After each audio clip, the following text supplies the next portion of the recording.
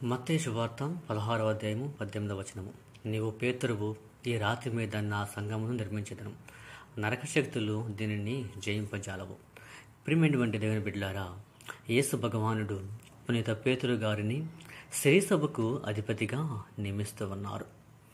క్రీస్తు ప్రతినిధిగా శ్రీసభ పాలన బాధ్యతలను అందుకున్న మొట్టమొదటి జగద్గురువు పునీత పేతురు గారు.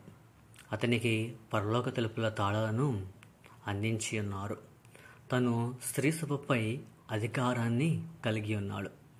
దీనిని బట్టి మనకేమి అర్థమవుతున్నది అంటే, యేసు భగవానుడు స్థాపించిన మొట్టమొదటి తిరుసభ, స్త్రీసభ ఏమిటి అంటే అది కథోలిక స్త్రీసభ అని మనకు తెలుస్తూ ఉన్నది.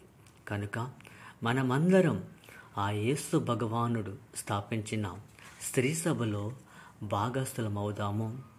మరియు దేవుని యొక్క దీవెనలను నిండుగా మెండుగా పొందుకొని పరలోకంలో మనం భాగస్థులము అవుదాము.